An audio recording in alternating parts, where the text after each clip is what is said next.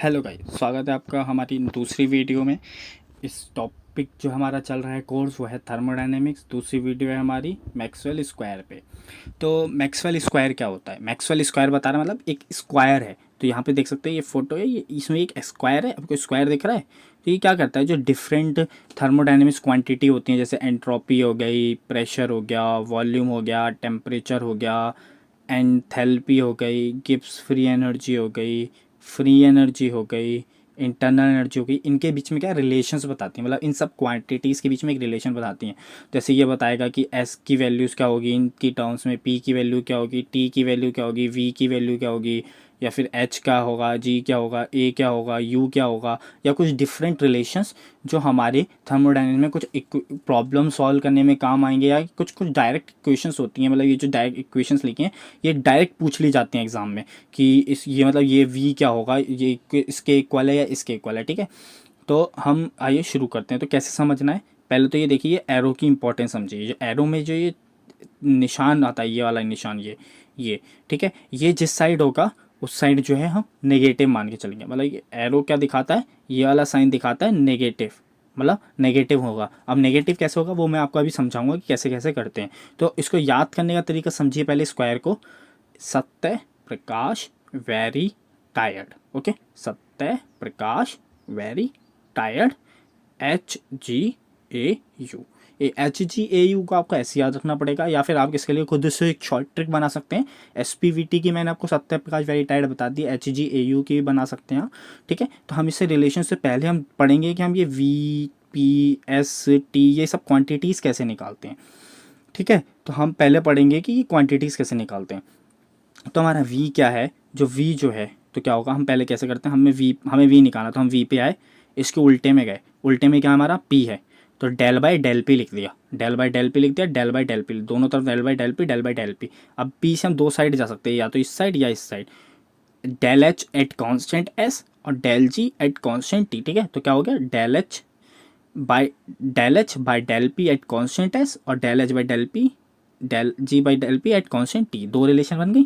ठीक है, अब ये नेगेटिव साइन का क्या सीन होता है, हम जो एरो देख रहे हैं पी की तरफ नहीं है, जो नीचे डबल नीचे वाली साइड है डेल पी जो है उस साइड एरो नहीं है, उस साइड मतलब एरो तो है, मतलब ये निशान नहीं है, तो निशान नहीं है तो ये पॉजिटिव आएगा। ठीक है, दोनों टर्म पॉजिटिव है इस वजह से।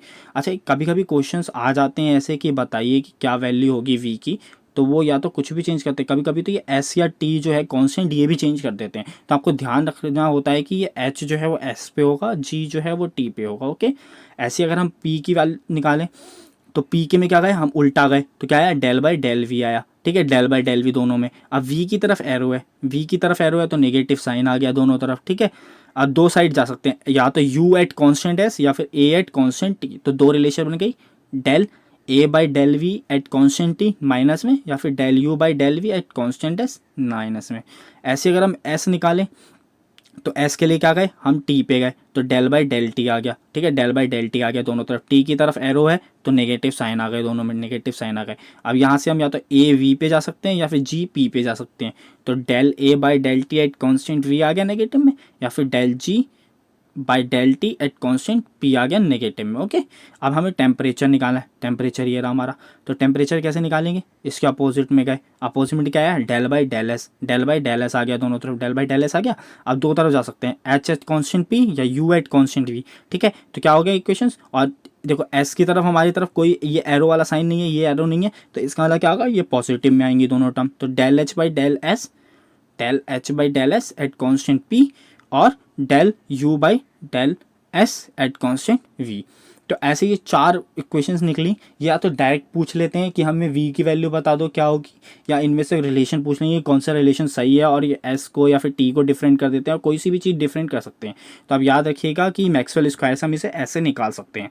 अच्छा, अब मैक्सवेल स्क्वायर का एक दूसरा यूज़ भी होता है। अभी तक तो हमने ये साइड वाले पढ़ लिए कि एस पी वी टी कैसे निकालते हैं। ठीक है, अब हम पढ़ेंगे कि एच जी ए यू ये सब कैसे निकालते हैं।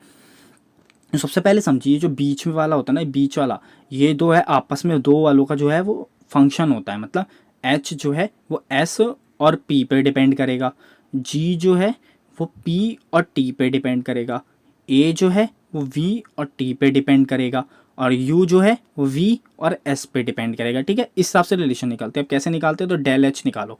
तो h बताया मैंने, डेल h निकालने के लिए s और p पे डिपेंड करता है, तो डेल s और डेल p लिख दिया, ठीक है, डेल s और डेल p लिख दिया। अब एरो जो है वो इनकी साइड ये वाला नहीं है, ये वाला नहीं है, ये वाला नहीं है, तो नेगेटिव साइन नहीं आएगा, तो डेल s और डेल p लिख दिया। अब s के लिए क्या गए, s पे हम उल्टा चले गए तो टी डी एस बन गया, और p के लिए गए तो v बन गया, तो वी टी पी। तो क्या करेगा, डेल h है, डेल h क्या हो गया, डेल h हुआ डेल p v, मतलब v डी पी, और या फिर अगर दूसरी साइड है प्लस डेल s t, यानी t टी एस। ओके, ऐसे अगर g निकालना है तो ये p और t का फंक्शन है, तो p और t का फंक्शन है तो डेल p और डेल t लिख दिया, और डेल t में नेगेटिव आएगा क्योंकि ये एरो है, ठीक है, तो डेल p और डेल t लिख दिया, डेल t में नेगेटिव आया, एरो है, और उसके साथ वाली टर्म लिखने के लिए p के अपोजिट में v है तो v डी पी आ गया, t के अपोजिट में s है तो s डी टी आ गया, ठीक है। अगर हम a निकालना है तो डेल a कैसे निकालेंगे, डेल v और डेल t, v और t का फंक्शन है, डेल v और डेल t आएगा, दोनों में नेगेटिव आएगा क्योंकि दोनों तरफ एरो है, ठीक है, और v के अपोजिट में p है तो p डी वी, t के अपोजिट में s है तो s डी टी, ठीक है। अगर हमें u निकालना है, ऐसी हम u निकालें तो u क्या होगा, s और v का फंक्शन है, तो डेल s और डेल v, ठीक है। v की तरफ एरो है तो नेगेटिव साइन आया, ठीक है। s के अपोजिट में t है तो टी डी एस, v के अपोजिट में p है तो p डी वी, तो डेल u क्या हो गया, T D S minus P D V. अच्छा, ये वाली रिलेशन है, ये वाली हमने अगर आपको प्रीवियस लेक्चर याद हो, थर्मोडायनेमिक्स का फर्स्ट लॉ क्या कहता है, D U equal to T Q plus D W क्या था, माइनस पी डी वी, और डी क्यू सेकेंड लॉ से क्या आ गया था, टी डी एस। तो ये रिलेशन वहाँ से भी आप याद रख सकते हैं, वरना मैक्सवेल स्क्वायर का यूज़ करके सिंपली ये रिलेशंस ड्राइव्स हो जाती हैं, ठीक है। तो इससे दो टाइप के क्वेश्चन बन सकते हैं कि या तो हमें सीधे ये रिलेशन पूछ सकते हैं, या फिर हमें पूछ सकते हैं कि h किसका फंक्शन है तो s और p का, g किसका फंक्शन है p और t का, a किसका फंक्शन है v और t का, u किसका फंक्शन है s और v का, ठीक है। या फिर ये सीधे सीधे रिलेशन पूछ सकते हैं और घुमा फिरा सकते हैं। अगर अब ऐसी बात आ जाए कि डेल h निकालो एट कांस्टेंट p पे, अब कांस्टेंट p है तो मतलब s और p का तो फंक्शन है h, और कांस्टेंट अगर हमने p रख दिया तो वैल्यू क्या बचेगी, केवल टी डी एस बचेगी। कांस्टेंट पी मतलब D P equal to zero हो जाएगा, ये डी पी क्या है, जीरो हो जाएगा ये अगर कांस्टेंट पी है, तो डेल एच क्या, टी डी एस बचेगा। ऐसे ही हम डिफरेंट क्वांटिटीज़ में उनके फंक्शन जीरो रख सकते हैं, कांस्टेंट रख सकते हैं। अगर हमने डेल एच के लिए पूछा कांस्टेंट वी पे क्या होगा, कांस्टेंट वी से हमें कोई फर्क नहीं पड़ता, ठीक है। तो हमारी ये relation simply as it is बनी रहेगी। ओके, तो हम अगला एक और रिलेशन, कुछ एक टाइप के और रिलेशंस बनते हैं जो बहुत काम आते हैं मैक्सवेल स्क्वायर से। उसमें क्या होता है, तो देखिए एस से हम गए वी की तरफ, ठीक है, तो del S by del V आ गया, del S by del V आ गया एट कांस्टेंट टी, ये वाला टी हो गया, ठीक है। ऐसे ही हम जा सकते हैं पी से टी की तरफ, अगर हम एस से वी की तरफ ऐसे जा रहे हैं तो पी से हम टी की तरफ जाएंगे तो del P by del T आ गया एट कांस्टेंट वी पे, ठीक है। इसमें जो है नेगेटिव साइन देखना होता है, वो देखते हैं हम ऊपर वाले टर्म पे, ठीक है। सबसे हम बाकी में बैद वाली में देख रहे थे, इसमें हम ऊपर वाले टर्म पे देखते हैं। तो एस और पी दोनों की तरफ कोई एरो नहीं है तो वो पॉजिटिव है, ठीक है। अब एक वे जाने का तो ये सीधा हो गया ऐसे, एक हो सकता है कि हम ऐसे जाएं तो del S by del P at constant T, तो उसका उल्टा क्या होगा, v से t की तरफ एट कांस्टेंट p, तो del S by del P at constant t equal to del V by del T at constant p, s और v, ठीक है। तो ऐसे ये रिलेशन बन जाती है। तीसरी रिलेशन क्या होती है, अच्छा यहाँ पे एक नेगेटिव साइन आएगा, ठीक है, मैं भूल गया, आप याद रखिए नेगेटिव साइन आएगा क्योंकि v की तरफ एरो है, v की तरफ एरो है। ओके, अगली रिलेशन क्या है, या तो हम उल्टा चले जाएं, v से s जाएं और तुरंत s t से p जाएं। तो अगर v से s गए तो del v by del S S constant p, del V by del S S constant p, और t से p जाएंगे तो del t by del p at constant s आ जाएगा। अच्छा, v और t दोनों तरफ नेगेटिव है, इधर भी नेगेटिव आएगा, इधर भी नेगेटिव है, तो नेगेटिव आपस में कैंसिल हो गया, तो ये दोनों टर्म पॉजिटिव हो गई, ठीक है, दोनों टर्म पॉजिटिव हो गए। अगला क्या है, अब हमने p से s गए और t से v गए, तो ऐसी दो चीज़ हो सकती हैं कि हमने p से s चले गए, v से t चले गए, तो del p by del S at constant v equal to del t by del v at constant s, ठीक है, p से s t से v। अच्छा, p और t में क्या है, p पे तो कोई एरो नहीं है, t पे एरो है, t पे एरो है तो ये नेगेटिव साइन आ गया, t पे एरो है तो नेगेटिव साइन आ गया। तो क्वेश्चन क्या बन गई, del p by del S S constant v equal to minus की del t by del v at constant s।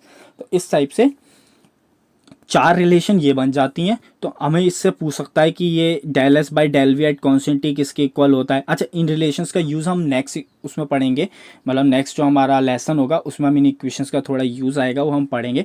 तो उससे क्या होगा कि हमें कुछ भी चेंज कर सकते हैं, मतलब इसमें भी ये टेम्परेचर या वैल्यूम चेंज करते हैं। मतलब अगर del S by del V at constant T बोल लिया, 4 ऑप्शन है और 2 ऑप्शन आपको सेम से लग रहे हैं, तो आप देखना कि उनमें ये वी या एस या कुछ चेंज होगा, ठीक है। तो उससे तो अब हमने मैक्सवेल स्क्वायर क्या पढ़ा, मैक्सवेल स्क्वायर से हमने कितनी टाइप की रिलेशन निकाली, 4 रिलेशन तो ये आई, ठीक है।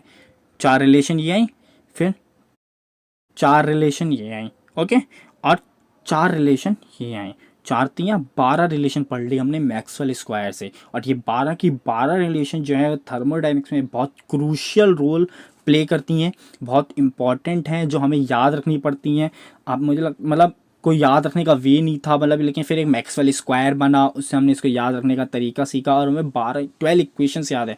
तो आपको पता होगा जैसे थर्मोडायनेमिक्स जो है फिजिकल केमिस्ट्री का पार्ट है, तो फिजिकल केमिस्ट्री में क्या है कि फिजिकल केमिस्ट्री में मोस्टली ऐसी ही चीज़ें पूछी जाती हैं जो इक्वेशन बेस्ड होती हैं, मतलब इक्वेशन आपको याद करनी होती है, फॉर्मूला याद करना होता है। तो मैक्सवेल स्क्वायर का यूज़ करके आपके फॉर्मूलेस जो है 12 के 12 ये लर्न कर सकते हैं कि ये फॉर्मूला कौन सा कैसे आया, और ये आपके लिए हेल्पफुल होगा।